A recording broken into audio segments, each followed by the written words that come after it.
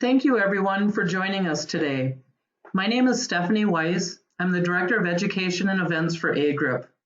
Today we're going to learn about the impacts of cybersecurity, autonomous vehicles, and smart tech on local government and risk pools. Smart tech and autonomous vehicles present new cyber-related impacts for public entities and pools. This webinar will look at how emerging and shifting automated vehicle technology impacts local governments and the pools that manage these risks. Our presenters today are Barbara Rhodes and Jerry Spears. Barbara Rhodes is the CEO of the Ohio Transit Risk Pool and also is the Executive Director for the Health Transit Pool of Ohio. She serves as President for Transit Re, a Vermont-domiciled captive insurance corporation for public transit in America. She also sits on the AGRiP Board of Directors and participates in the Society of Actuaries Autonomous Vehicle Project Oversight Group. Jerry Spears is the Trust Operations Director at the Montana Association of Counties, MACO. MACO has 3 insurance trusts, including a health insurance trust, a property and liability trust, and a workers' comp trust. Jerry oversees these trusts, which have a combined revenue of $45 million per year. Jerry is on the AGRiP Board of Directors and is a member of the Transportation Research Board Technology Transfer Committee. After Barbara and Jerry provide an overview of recent cyber attacks, they'll address existing connectivity risks, and you'll learn how, as risk managers for local entities, pools can provide resources and responses in a nimble and innovative fashion. You'll learn about the impacts on public entities of shifts in member profiles and liability caused by self-driving vehicles, insurance loss shifts and auto claim severity, and data security impacts. They'll also address coverage documents, reinsurance, risk management, cyber defenses, and reputational considerations. Before I hand things over to Barbara and Jerry, I'd like to share just a couple of logistical notes. All attendees are automatically on mute. If you'd like to ask a question, please type it in the chat question field on the webinar panel. Questions will be addressed at the end of the presentation or as we go along if they're germane to the discussion. A handout is available for this webinar. All you have to do to access it is click on the handouts pane in the webinar control panel. Click the name of the file and it'll automatically download to your computer where you can save it. Webinar slides and this webinar itself will be uploaded to YouTube in the next several days. With that, I'd like to turn it over to Barbara and Jerry. Thanks, Steph. Okay, our opening slide has got Jean-Luc Picard as a Borg and the computer from 2001 and the Space Odyssey. Is the world, our future digital world, is it going to end up like this, that we're all going to be a bunch of Borg and a collective, or are we going to have a crazy computer or crazy computer network that's going to take over everything and hose us and be awful? I don't think the world's going to be like that, but we are getting more connected more and more. I just read about some folks in Sweden that they're getting rid of their ID cards and they're embedding chips under their skin as a form of ID, and I wonder if that's going to be the future. So this is just kind of a more of a dark look, but I don't think the world's going to play out that way. So next slide, flip. See, I think things are going to be positive. Look at that nice couple reading their iPad, and who doesn't love Tony Stark and Pepper Schwartz trying to solve the world with their fancy computer equipment and coming up with new tools to deal with evil. And also 3D printing, which is an awesome thing, and I've got to see it work. These are all positive things, and tech can be a good part in our lives. Flip. So today we're going to talk about how this cyber impact for public entity is not just about public transit. It's easy to think that it's about the buses, but every part of public entity includes transportation, but more importantly, every part of public entity includes connecting to the public and smart tech. So we're going to talk about how it's defined, what is included in this idea of smart tech, and how autonomous vehicles do fit into that. And finally, we're really going to cover some risk management, solid takeaways for you to take back to your offices and work on as a public entity. Next slide. Okay. We thought we'd start off the discussion from some thoughtful and interesting people that kind of framed some of the discussion items. Peter Gabriel of Genesis, famous singer, good singer, he had a really good comment I found on data. And I think it's an important thing to be mindful because data is going to drive our digital world. And it's just, you have to be mindful of the data and what it generates and what kind of byproduct comes from it. Number two, the lady that runs GM, Mary Barra, everything's connected. You know, especially with the autonomous vehicles, everything's going to talk to each other, and we're going to be in this whole world of connectivity, and we need to be mindful of that. Next slide. Yeah, and then if you want to go with a more risk management point of view, Dan Coates, Director of National Intelligence, you know, that's his job to worry about it. And, you know, we've had hints of cyber attacks across the country, whether it's the Russians or allegedly the Russians getting into our election systems, or people have been probing to get into our electrical systems or the electrical grid, or something that's genuinely scary, someone getting into the water treatment systems, or somebody comes up with an idea to hack into those autonomous vehicles that'll be out there and have them drive them into buildings. And, you know, also Bill Gates has a good perspective, and he really, when you think about your business, our business in the pooling industry, IT and business are interwoven. They're going to be something all together, and you can't disconnect one from the other. Your IT is your business is your IT. Flip. Next slide. So why do we need to talk about this as public entity risk pools? Often the risk manager for the risk pool is a risk manager for your entities. If you have a very large pool, you may have some members that are very small. They don't have their own risk managers. They don't have their own specialized IT folks. And they may be really relying on that public entity risk pool to help provide that service.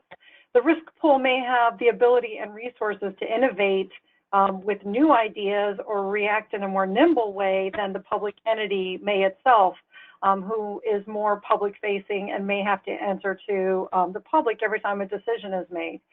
We have nationwide resources to work with. You know, we are a close-knit group of professionals who like to share, and these resources, everything from a simple webinar like this to more in-depth classes or conversations, are available to all of us. And the actual impact of this cyber risk and this technology and how the autonomous vehicles and the smart city risk is going to integrate, it's going to be real. It's going to be financial. It's going to have people impacts, and it's going to be something that we're going to have to deal with over the next several years. Next slide. So here's just some examples of some case studies or things that happen out in the United States, and we're just going to go quickly through them as examples of cyber attacks. First off, I'm sure everybody heard about the ransomware attack in Atlanta, and basically ransomware shut down the city of Atlanta's network. And even 6 days after the attack, they were still filling out forms. The residents couldn't pay their water bill or their parking tickets, and police and other people had to write their reports out by hand. Oh my gosh. And the computers weren't running for that long. You can click on the link if you want to see it. We're not going to do that now, but here's the article about talking about what happened in Atlanta. And I think also the Atlanta airport got, I don't have that up there, but the Atlanta airport got badly hacked as well and put a crimp in running the Atlanta airport for a while. So next slide. Yeah, there's another story, you know, 911, a key thing for all of us, security, calling for emergencies or something like that. And yeah, someone hacked into the 911 dispatch center, and they had to shut down the dispatching and investigation, and they had to do everything by paper.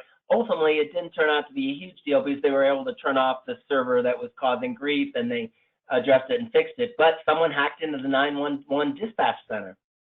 Next slide.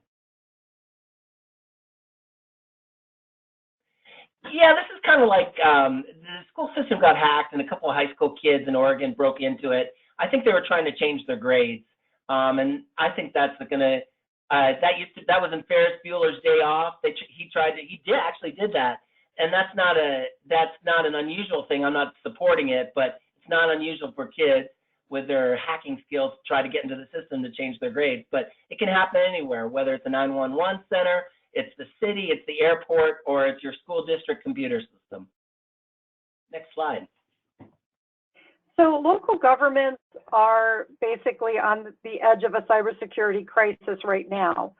These hacks are happening on an ongoing and regular basis. And at the same time, the public entities are growing their cyber capabilities significantly. And local government, it's a big target. The funding is lacking coming from public entity to really support maybe some of the risk management that is required. There have been a lot of successful attacks. Jerry just ran through a tiny little tip of the iceberg. I know one of our members was hit with ransomware a couple of years ago, and a lot of local governments are out in the news. Once you hear one person is hit, the rest of them get hit. And a lot of times these attacks are politically motivated, not necessarily just about financial crime. It's more of a political interest to get into the system and either get into email or to be disruptive to the system from either a terrorism or political reason. Next slide.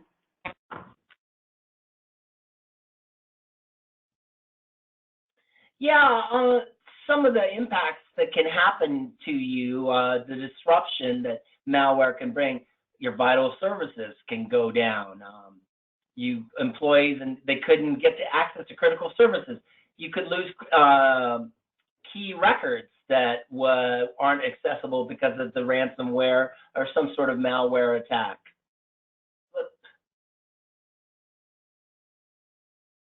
The loss of productivity. Yeah, when these things shut down and they have to investigate why it happened and what happened, that just slows everything down, and it totally crimps your ability to be productive, and it's a big loss of productivity. And it's taxpayer money for the most part. Cost of recovery comes from taxpayers' expense, and people get a little cranky, and then the governments can't collect the revenue online or some other ways when they can't use their electronic systems. So there's big impacts on this kind of stuff that really has it really cramps your style to be able to get your business done. Next slide.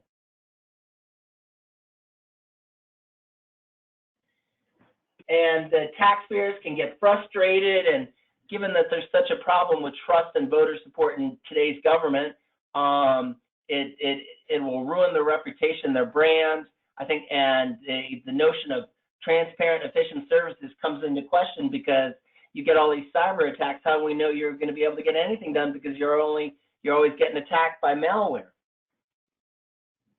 Next slide. So the concept of a smart city is where all the pieces, the infrastructure of the public entity are actually speaking to each other. Next slide. The word smart actually means self-monitoring, analysis, and reporting technology. If you're an IT professional and you hear smart, you might think of some common software that will scan your drive and report back with problems. But really the way we're using it today is the next slide, is this idea of smart cities and smart city technology. And the point behind smart cities is that over the next 4 decades, the US population alone is going to grow by 80 million people. We are going to be living together, and we're going to have to share what services that we have available. And every public entity is going to have to find a way to maximize to support these growing cities, to support the growing population, and possibly without any additional funds to support the expansion that is going to be happening. So schools are going to get more students, cities are going to get more people. Go ahead and go forward, that's fine. And go ahead and flip forward, Steph.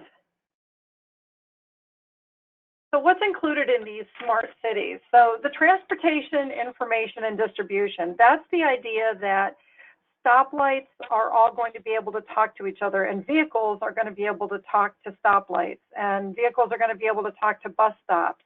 And there could be, there's some of this technology already coming out right now where you have lanes where vehicles are being told to draft together. That's happening right now on the Ohio Turnpike. You may have information going to an on-ramp for a highway where it says the traffic is slowing down, so they stop letting as many cars on with a stop-and-go light. It's just general information about the transportation, and that it is communicated back in some way to either other technology or to the infrastructure of the city. Education for your entire city, and that goes both ways about educating your population about what's happening with your grid, and a way for you to be able to give education, to potentially have classes and have key information for your population being delivered. Healthcare, so you can get daily updates on your air quality, potential things that might be happening in your city. Utilities, so you get smart grids where you have areas that have been identified as more likely for blackouts, or the system begins to talk to each other about where the water, the gas, the sewer, the electric needs to go in the event of emergencies. The key municipal services are going to be able to get information. The fire trucks are going to be talking to the police cars, which are going to be talking to the traffic lights. And these automated vehicles are going to be able to move freely around the city. They're going to be talking to the stoplights. In order for this automated technology to happen, all of the stoplights and the grids and everything has to be able to communicate with each other to be able to have a fully automated smart city. So Jerry's going to talk a little bit more about smart cities, smart tech, and the Internet of Things. So next slide.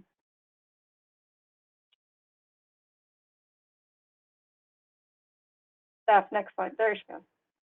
So here's some ideas of why smart tech will help a smart county, a smart city, a smart transit agency, that kind of thing, is that if you have decent web-based tools to run your government, it really does allow for greater transparency and efficiency. Think about all the information, some people, there's some stuff you don't want on the web, but there's a lot of other stuff up there like financial information from your governmental entities that are members that they can, the John Q. public can access and be able to learn something about the government that they're interested in following. It's a really good way with the heightened technology, heightened data analysis. It's better to benchmark yourself against peers. What are you doing well? What are you doing poorly? What are you doing okay? And what you can learn from other folks. You'll have better data to either deal with you'll have data and resources. Perhaps you'll know where to send your resources if a particular prediction that a particular intersection is the cause of a lot of accidents. There's a lot of this already. Innovative digital channels. It's a way to reduce your procurement costs, and it will be much more efficient for you to buy and purchase, leveraging these digital channels. And there's a lot of good ones out there now. And if you continue to invest in a smart city, smart tech as part of your infrastructure, you get employees that are their skills improve, they have greater expertise, and they get more focused on the mission. Technology really helps you kind of frame the focus of what you're trying to do as a governmental entity. Next slide. So I found this study on the web, and they surveyed a bunch of cities and counties. I think 500 or so around the country. It might have been 5,000, but they said the top areas, and that's, I guess, is going to be an opportunity for risk management and possible exposures, cyber hacking, malware, is that public safety is where they're focusing a lot of their technology dollars. Another area is the customer service, public engagement, that front-facing portal, whether you do it with LinkedIn or Facebook or just a good old-fashioned website. And then I think this is a good idea, enhancing your water management, wastewater treatment plants, because that is a prime place for hacking, as well as your telecommunications and transportation as well. So those are the big areas that where smart technologies are going, or in those 5 areas. Next slide. So, you know, the Internet of Things. You remember that FBI guy that was at AGRiP before? I think he's a consultant to Hollywood now or something like that. And he hacked into somebody's house and turned the lights on and off and freaked them out. Gosh, everything's connected. And it's all sharing information. There's all these sensors in these buildings, whether you're a public building or a private building. And you need to be mindful of all this connectivity and opportunities for hacking and mischief and failure. And so all kinds of claims can result, either it's a data breach, bodily harm, property damage. Heck, even pollution could come from your internet device if it's not managing something well at your wastewater treatment plant or somewhere else. Next slide. So we're going to talk a few minutes specifically about autonomous vehicles. We're going to try to define different types, the legislative, the regulatory. Next slide. Some of those potential legal impacts and the impacts that they're going to have to pools. I think we have a little delay in the leg of slides, but the next slide talks about the different types of self-driving cars. So the Society of Actuaries is working through a project right now to try to put together some definitions that could be accepted nationwide that you know, the average person can understand. So the first category is a safe driving car. A safe driving car has backup cameras. It has you could consider even anti-lock brakes being safe driving technology. It's technology that's on your car that either your auto or you take advantage of, but it doesn't really act to control the car without you. So if you want the brakes to be anti-lock, you have to press down on them. Self-driving cars have some technology in them where you let go of the steering wheel and it does it on its own, or it senses something and it brakes suddenly. These are the ones we're seeing in commercials right now, where the person's not paying attention, the car brakes on its own, it avoids the accident, or it backs up and parallel parks for you. That is the self-driving car, but it has both the ability to be controlled by the driver or by the self-driving car with an on and off switch, if you will. Driverless is the third category, which is a truly driverless shuttle vehicle where it's just driverless all the time. There is no driver, it's a driverless vehicle, it's a shuttle. There may be an attendant on the vehicle, but they are not the driver. And the fourth category for today is the operational type of the vehicle. So the operational risk is involved in all of the 3 types of vehicles, and that is the data that gets uploaded from your vehicle into your shop, or the data that gets uploaded from your vehicle to a hard drive that contains information about everything from whether it needs an oil change, whether it needs the tires rotated, to how many miles it went that day, how many passengers were on it, to the video that was in the vehicle. And that operational function is increasing and improving on a day-to-day basis. So the next slide.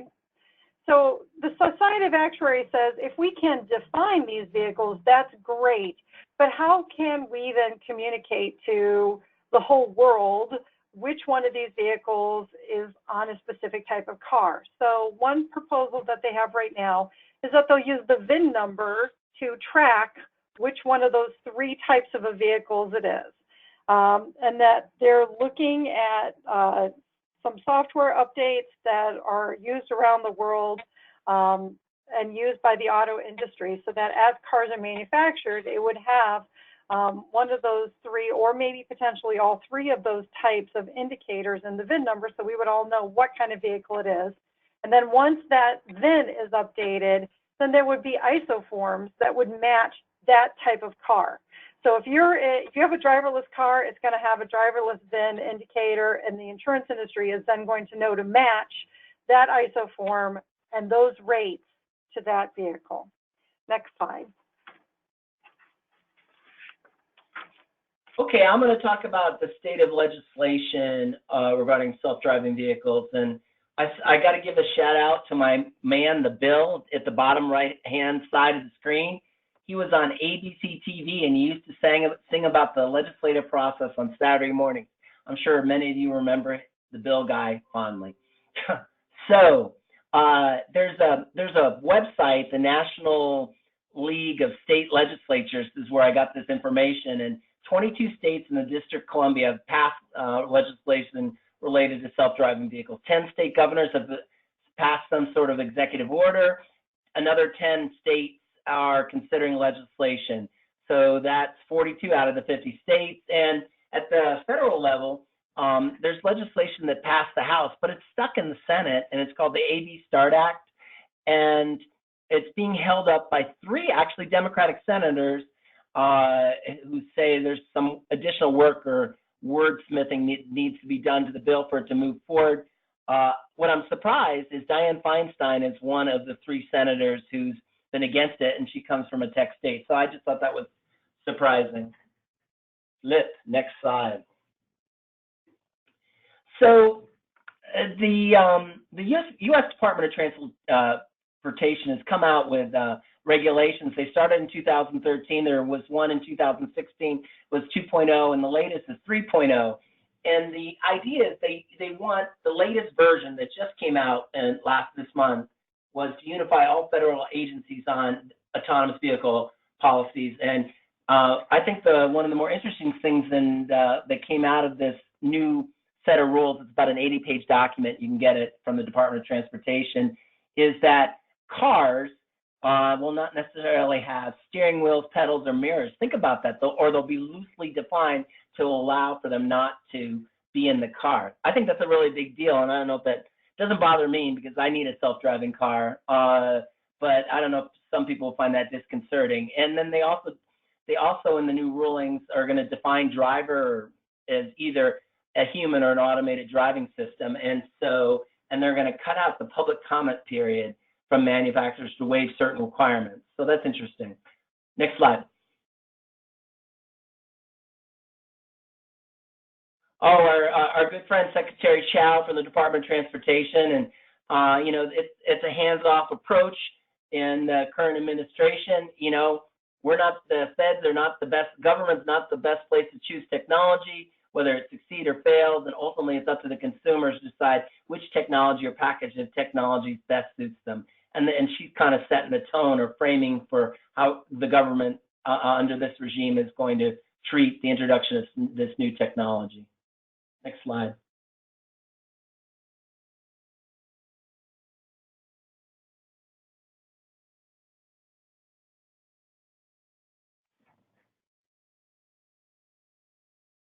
All right, there it is. Okay, so some more background on it's called Autonomous Vehicles 3.0. There's going to be an effort to provide guidance on commercial trucks, buses, and railways. They're also going to study, it will have a big impact on jobs and what's going to happen as automation progresses in our society, and not necessarily vehicle automation only. So they're going to study it. The Department of Homeland Security is going to look at vehicle cybersecurity, which I think is a huge deal, and then data. So cybersecurity data and how it's going to impact jobs, and then they're going to encourage that the transit agency submit some safety plans, and they're going to study pilots over the next 5 years for automated buses. It was interesting to me to know there really is no formal statute in the United States that permits or doesn't permit autonomous vehicles. And so you can get the link on that stuff from that thing I put on the page at the bottom. Next slide. So I just wanted to touch on some state regulations as well. California is probably the most highly regulated state right now. Folks that are operating in California have to present the rules of disengagement, how many miles between their disengagements. I think Waymo is having the most success. Arizona, I guess Arizona is the place to go if you want to demo an autonomous vehicle. The governor likes innovation. He's tech friendly. Yeah, there's been a death accident there in Arizona, but he's set up a new kind of like a an action center in Arizona so they can do all kinds of testing and be the center of autonomous vehicles. I think they're partnering with Intel. And so, hey, it's a great place to test cars. The weather's nice and there's no regulations. But Arizona, Michigan is not going to let that all happen because cars are all started there, and they're going to allow self-driving vehicles to be used on public roadways, and the governor just signed some bills. So that's another hot place for self-driving vehicles where it's going. And, you know, Pennsylvania has got Carnegie Mellon University in Pittsburgh, and that's where Chris Ermanson's from. And that they're passionate about robotic technology and autonomous vehicles. So Pennsylvania is another hot place to see this unfold as well. And I think they've been more methodical in their approach to introduce this to their ecosystem. Flip, next slide.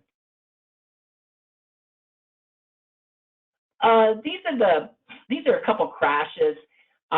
This one happened in Arizona, the one on the left, and that's an XC90, and no one was terribly hurt. And the other car turned into the Volvo, and the Volvo got on its side. The other driver was found at fault. The one on the right is a picture of the lady that was hit by the Volvo back in March of this year and ultimately died, and she didn't cross at a crosswalk. But most importantly, Uber, the two things about that accident: Uber disabled the emergency braking, emergency braking system for their testing, so the automated brakes would have detected her before they hit her, but they disabled it. I just want to point that out because the emergency braking system in Volvos is awesome. And in addition, the safety driver, if you've watched the video or seen it, was not watching the road. They were watching, I think, The Voice on their phone. So they really couldn't pay attention when some alerts started generating on. So that's not good to be watching The Voice as you're traveling down the road and being responsible for this vehicle. Next slide. So, you know, I've read somewhere, I don't know if it's true, but some people think there'll be 10 million self-driving vehicles on the road by 2020. I do believe that almost 50% of large cities are now looking to integrate AVs into their transportation plans. I think it's finally gotten to the top of the pile. And so cities are going to be the place where the action happens. Things move so slowly in the federal government to get things done, but the pilots that are going to happen, whether it's a shuttle, whether it's some sort of car pilot or something like that, it's going to happen in the city.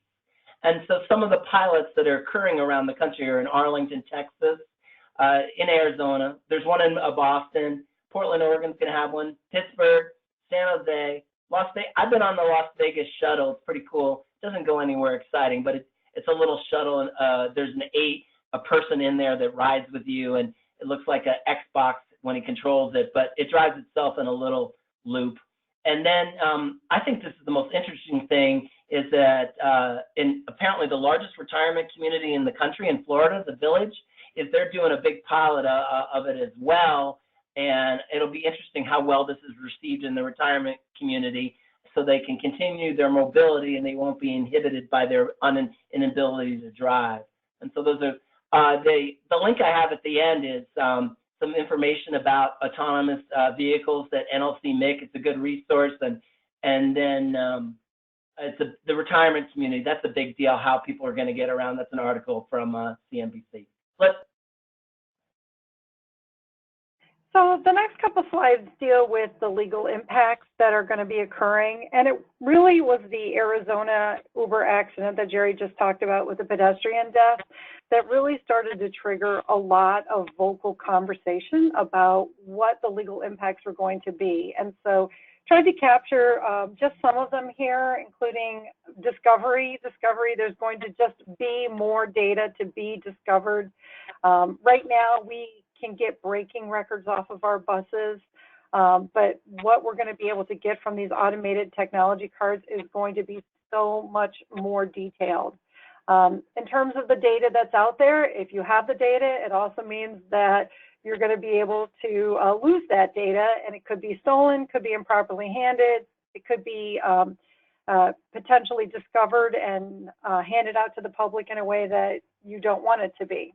How is the criminal culpability going to be? Like Jerry was talking about, the person was watching the voice. Should they be criminally charged, or was the vehicle supposed to drive itself? If you're in a self-driving vehicle and you are drunk and you fall asleep, are you guilty of a DUI, or is that going to be on the vehicle? If you flip to the next slide, it's really all about the shifting of the civil liability. Is it going to be with the vehicle, or is it going to be with the driver, or is it going to be with a combination of both? And how is the insurance industry going to address all of this? We know that the Society of Actuaries is trying to put that information out there and work with ISO to try to put a foundation in place. But I still think that it's just going to be a matter of the technology also moving forward. How is it going to deal with potential employment issues? So are we all going to be expected to work behind the wheel? Are we going to have to do other tasks while we're driving? Or maybe we should be doing other tasks while we're driving if the driver is self-driving. So there's an interesting article there too that I would invite you later to click on if you would like to learn more information about that, if you want to flip to the next slide. So what are some of the impacts that pools are going to see? Our risk profile is going to change. So you may have to start to track claims that are associated with an autonomous vehicle or autonomous functions of your vehicle.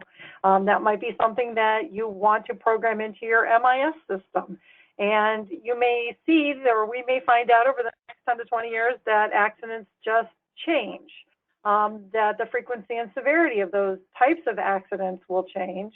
And the amount of data that is going to be generated by these vehicles is going to change, your own operations. So if your police car, is gathering data in your county, you may decide you want to track some of that data in terms of speed, in terms of driving patterns. There's some technology out there now, but we predict that this technology will be completely integrated in. It won't have to be a post-manufacturing install. It's just going to be on all of these vehicles. And even for those public entities that are not technology forward, this data is going to become available to those public entities.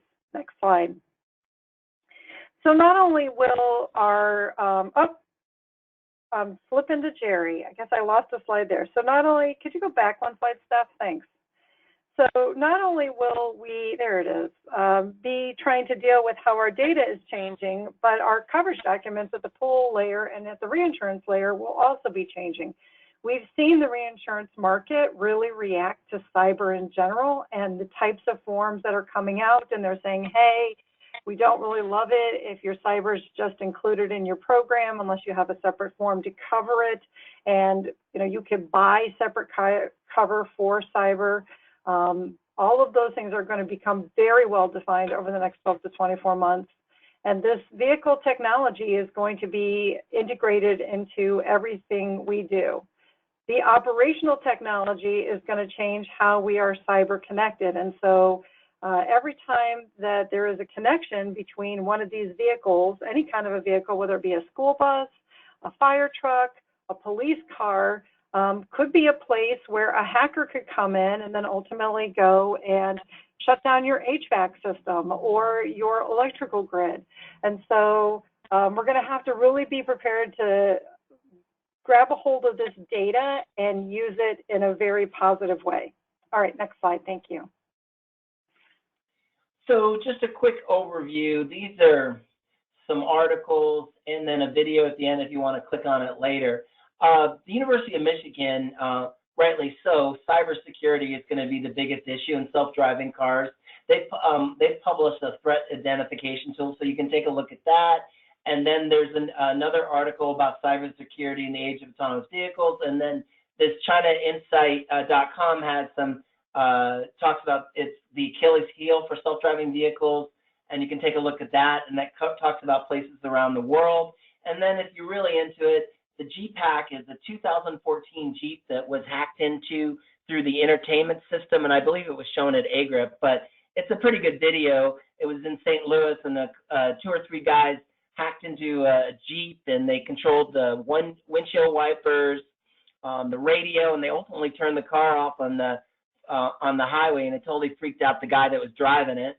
And immediately after they released their video, I think Chrysler Jeep put out a patch, rightly so, to deal with this. But this is going to be an ongoing struggle as we connect more and we have more cyber, and this is going to be an ongoing struggle that we're all going to have to deal with.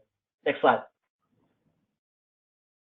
So talking about how you're handling the risk at your pool level, the question comes up, should you cede this risk off or should you self-insure it? Next slide.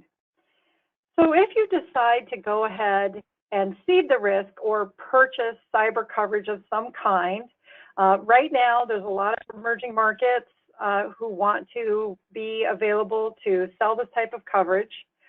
There haven't been that many claims, and so right now the cost of the coverage is fairly cheap. Most of these companies boast that they have the expert claims handling that you need in the event you have one of these claims. They're going to have the credit monitoring company on standby and have lawyers who are experts in cyber. And your pool has the ability to just sort of like throw your hands up in the air and say, hey, it's not us. We don't have anything to do with this. You know, and the pool staff and risk manager can take a more hands-off approach to all of everything that has to do with cyber, which also has to do with your vehicles. Or you can go to the side that says, hey, we're a risk pool, and so we're going to self-insure it, or we're going to pool the risk. Your actuary may or may not be giving you a rate. And if you are an entity that you think you have a very low cyber risk, maybe you know, your actuary says, hey, you don't even need to include the rate, but you could put a small supplement on it. You can tailor the coverage to your municipality. So if you think you have a lot of a specific kind of risk, so we have a lot of vehicles, and our coverage is tailored to us to cover vehicles and that vehicle risk. And so that's, you know, one of the secret sauces of public entity pooling is that we're not the cookie cutter form. We can do what really fits us and our members. And it's also a compelling reason to try to push risk management with your board if you're self-insuring and all sharing or pooling a part of that risk together. So the bottom line is, you know, risk management can't prevent all the cyber attacks. No matter how much cyber we do, we cannot forever prevent. And terrorism is related.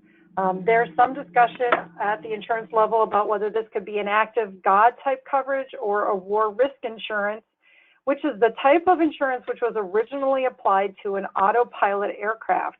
And I know we talk a lot about autonomous vehicles, but there's definitely a parallel where 747s came out with the autopilot on them. And this was a whole new idea that the airplane was flying itself and the pilot could potentially be napping. What did that look like, and what was the insurance that surrounded that? So at the time when it first came out, the war risk insurance applied to it. There's some talk that that type of coverage might have to come back to cover these completely autonomous vehicles. Next slide. The bottom line is that the reputation risk for the pool is real. So if you have a claim, are you prepared to handle it, and what does that look like? You may want to cover something that the insurance market hasn't even thought of, and so maybe having a sub-limit of some kind in place in advance of your claim might be a really good risk management position to take. Next slide. So everything's connected, like we've been talking. And you see this this diagram that Barb found. It's all about the connectivity, whether it's from some network on the IP background to some fancy home network or PSTN or all these other types of things. We're all connected and all connected to the mothership, which we call the internet. So I thought it was a good graphic. Next slide. So you know, I'm sure your cyber experts have talked about these. I had to throw in Skynet because I named my router Skynet, and so I had to put a picture of Skynet, so I thought that was pretty cool. But the thing I wanted to say about cyber defense is always think ahead. consider new options to improve on your cybersecurity. Really, the first line of defense is your employees. Train them to be vigilant and, be mindful of the email they get. And so I think education every year or some kind of reminder to keep at the top of their game, or at least that they're aware that they need to be vigilant, because the internet, sometimes nasty stuff comes from the internet. Devise security and recovery plans. That's good advice, because your stuff will crash, fail, not work, and you need to have a recovery plan because you will have some sort of failure.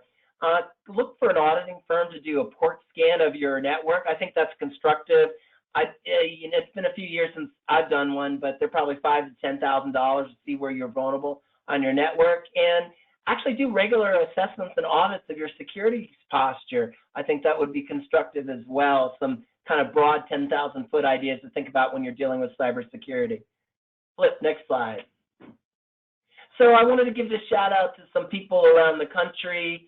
I was out looking around the internet, and the Texas Municipal League, the giant pool in Texas, they contract with Net Diligence to do a whole solution, and that link leads you to their arrangement with Net Diligence. I'm sure it's expensive, but I'm sure it's high quality. WISIP, my former employer, they've got a grant available to encourage network security, cybersecurity. They give out $2,000 grants, so that's pretty neat. My neighbor at the Montana Cities Pool, MMIA, they promote their broker solution with Beasley, which is a big player in the cyber place, on their webpage for their members. I thought that's good. Gallagher's is very committed to cyber liability solutions, and their webpage is pretty robust. And then to my friend Steve Craig, they have some really interesting materials on their website under brochures regarding cyber, because I know that keeps Steve up at night worrying about potential cyber claims. Next slide. I wanted to share with you something that the Ohio Transit Risk Pool is doing. We are working with a company called AGRiP, and if you're interested, you can get on their website at www.atrisk.com. And they're not terribly expensive. I'll just start out by saying that their price is based on your size or the number of assets you have. And so it's an enterprise risk management approach that we're taking, where they've come out and are doing audits to do identification of assets. So an asset is everywhere where we have something that touches the internet. Every time a bus pulls in and out of the garage, where that point of connection is, that's an asset. So they are going through our entire pool and identifying every asset. And then we have hardware that we're installing, and it not only monitors north and south traffic, which is things that are coming in and out, and those are you hear about dark web products, it's very similar to that, but it also monitors what's called east and west traffic, so what's happening inside your internal network. Identifies all the software that's used by our members, so they use a lot of complicated software to do tracking, scheduling, GPS, finance. It identifies all of that software. And there's a large federal database that gives all of that software rating. And then they take all of that information together and they give us an actuarial score and a tracking score for each of our members. And so we are able to monitor what is happening with each and every one of our members at the pool level. We do have a full-time IT staff person. So he's able to log in and see a dashboard for every member. It prioritizes when it sees issues that are coming up. So during a typical hour, you might get 30 or 40,000 hits from an average virus protection software. And it'll prioritize to say, hey, these 20 hits shouldn't be getting in. Somebody needs to go work on that virus protection software to make sure that all the points have been locked down. And it gives us the ability to focus our resources as a pool at our members that need it. And so sometimes it's our largest member that needs it, sometimes it's our smallest member that needs it, but this program is constantly running in the background. It uses artificial intelligence in real time to understand what's supposed to be happening and what's not supposed to be happening. Next slide. It's a very cool program. And the next slide is an illustration from them that talks about literally how that works. They go through and establish risk and probability and tolerance and come out in the end with actual scores and scorecards and items that require the IT person's attention in terms of an asset. Next slide. The other pieces that we have put into play with our enterprise risk management program are thoughtful education about what we are giving to the employees of our members. So we don't want them clicking on things. We don't want them, actually we lost the slide again. Let's see if you could back up one slide. We don't want our members clicking on things. We don't want them using flash drives that they're not supposed to. And there are some other things that they should and should not be doing in terms of their web activity. And so we are doing a campaign with videos, emails, and posters. We're using an interesting company called InsureLearn. They have a great website. You could go visit that. We've amended our risk management policy at our board level to include cyber monitoring and auditing so that our board is fully apprised with what's happening. And we've made an affirmative decision on how we're going to cover all of our cyber at the board level. Okay, now next slide. So I'm going to go through with you some tips, some takeaways, things that maybe you could take home and consider. First thing is at the board level. So developing and embracing a cybersecurity best practices model policy at a board level. If you have a risk management policy, does it include cyber? And if it doesn't, maybe that might be something you want to talk about with your board. You might want to ask your board for fiscal support for hardware, like the at-risk program, the audits, like Jerry mentioned earlier. Work with your brokers and reinsurers. There's so many great things that they have available at Gallagher, at Willis. They've really done a lot of work, developed products, and can be a great resource for you. The next slide. At the member level, again, you want to think about the same thing. Do they have model policies and best practices? What education are they giving their employees? It's just as important to say, same thing that we're doing with our employees. Are they understanding where their cyber risk is? So if you're a bus driver, do you understand what your cyber risk is with that vehicle, with the technology around you? Do your maintenance people understand what the cyber risk is in their maintenance garage? Do your police officers understand what the cyber risk is with their cam, their body cams? And what education then could be given to those employees to help them? And then to do an asset audit to try to determine your risk factor at your members' places. Everywhere where there's a place that touches the internet, that's an asset that needs to be protected, and is it being covered? And then finally, your claims people and your risk management people, even if you decide to cede the loss and take a hands-off approach to this, if you have claims people, they should be prepared to respond in the event of a claim, even if it's just to work with your cyber people. Your members are going to be calling your claims people. That's who they trust. That's who they know. They're going to call. They're going to want answers to your questions. So even if your claims people are not going to be ultimately handling the claim, they should be prepared to talk intelligently about what the coverage is like and what coverage will be available to them, who will be working on their accounts with them. Partner with a good law firm. Especially if you're doing it yourself, in advance, partner with a good law firm, partner with someone that's going to do credit monitoring for you, know what your coverage form says, and so when the claim happens, you're ready to go. You're not trying to play catch up. Finally, you want to make sure that you make it a priority for your risk management staff. If you have a risk management staff, it should be part of their yearly workflow. Are you doing audits for your members? Does that include IT? Or are your risk management people looking at what your members' policies say in terms of IT? And if you have a very large member, you might want to have a dedicated loss control person that's just an expert in cyber that you could use to support your entire program. All right. Jerry. Concluding thoughts. So data connections and your cyber is going to be a constant challenge and an opportunity for you and your members. It's going to evolve and grow. It's not going to go away as we become more of a digital society. Always look for opportunities to innovate and train in this digital world.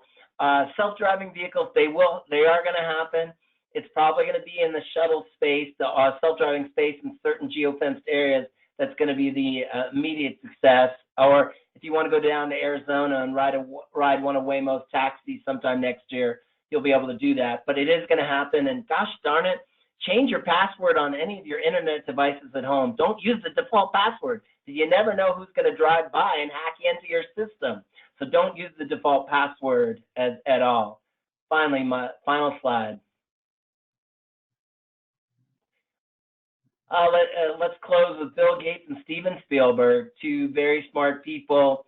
Government is going to play a big part in solving big problems, and they're going to be they play a crucial component in innovation. And I agree with Bill. And then Steven Spielberg, yeah, technology is awesome, but remember, sometimes it takes away your humanity. Walking down the street, talking to someone, engaging, going outside in the real world, enjoying fresh air, but it's a balance, and you just need to be mindful of that. So on behalf of Barb and I, thank you. Jerry and Barbara. Thank you so much. Thank you. We have a question from the audience, and we've got a couple of minutes, I think, where you would have some time to answer it. One of the attendees was asking about Bitcoin. They said that they know that many cyber hacks demand payment in Bitcoin. Can you talk to that at all about why that is and what that means to our entities? Do you want me to take this, Jerry? Sure, go ahead.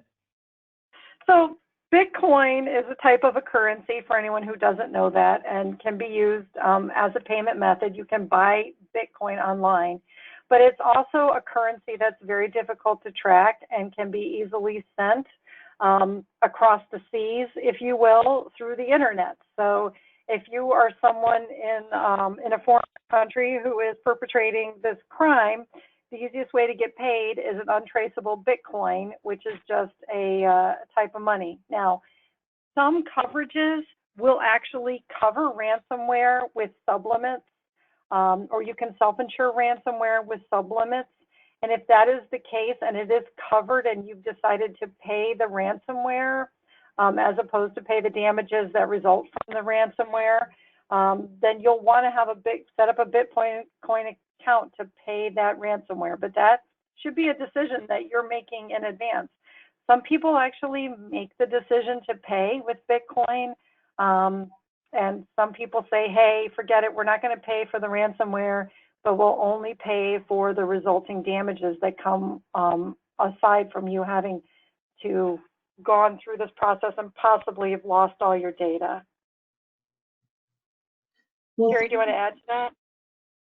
I wish I had bought Bitcoin long, long ago.